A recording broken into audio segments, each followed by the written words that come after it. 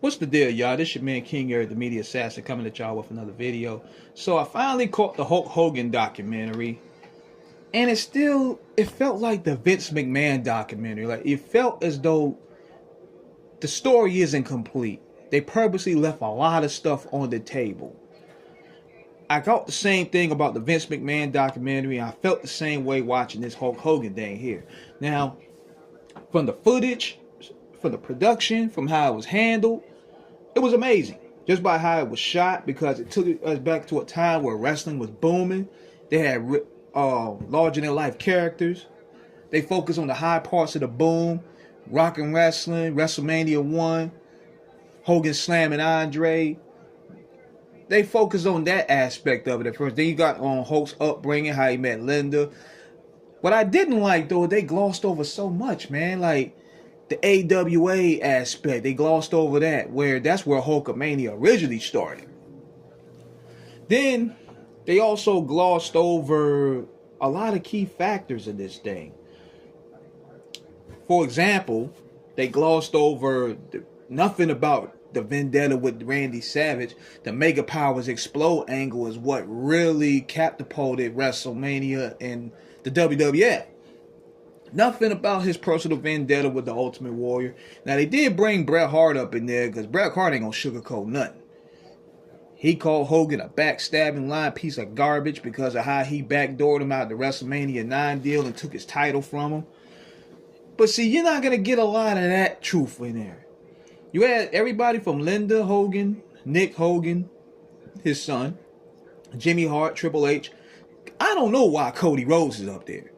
Cody Rhodes should not be up there. And I don't understand, it's because he's QB1 or whatever, but his commentary did not fit with the times of this documentary here. They could have got Shawn Michaels instead of this. And you know what really caught me off guard was when they had Donald Trump up there. And I'm like, hold up. You mean to tell me we got a war going on and you taking time out to talk about Hulk Hogan? But they had Jesse Ventura, Kevin Nash. Kevin Nash was only up there for 30 seconds when in reality he had about 2 hours worth of footage. Eric Bischoff. There's hours and hours of footage I felt they left on the cutting floor. So I know they're going to desensitize this as a fluff piece, so to speak. So what I also didn't like was they minimized all the wrong things Hulk has done.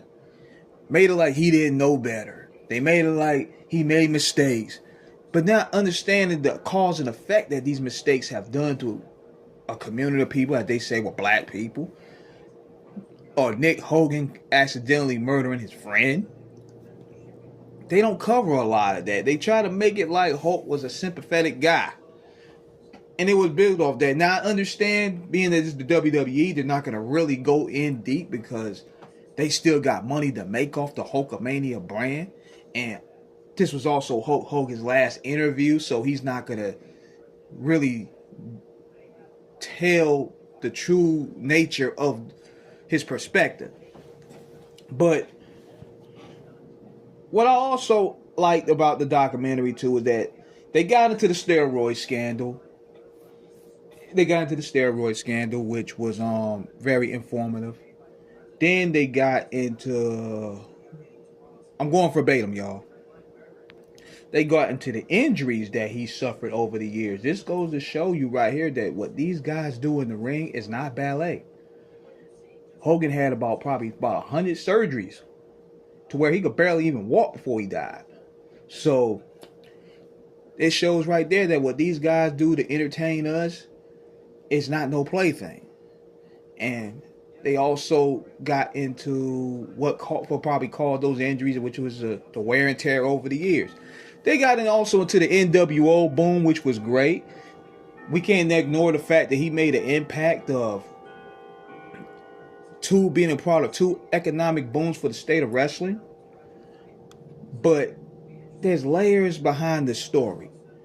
They did get on, within the 4th chapter, they did get on the divorce with Linda, how he gave up 70% of his assets.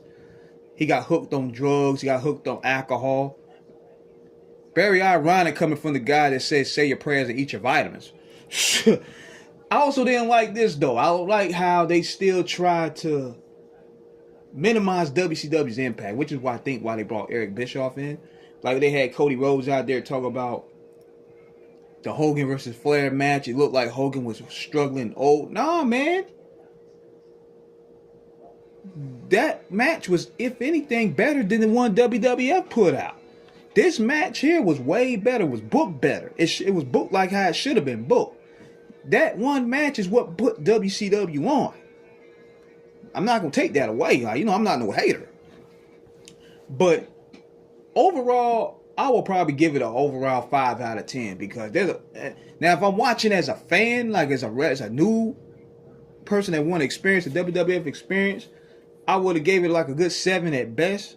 But me knowing what's going on within that, I probably got to give it a 5 because a lot of stuff was left off. They didn't really cover a lot of new ground.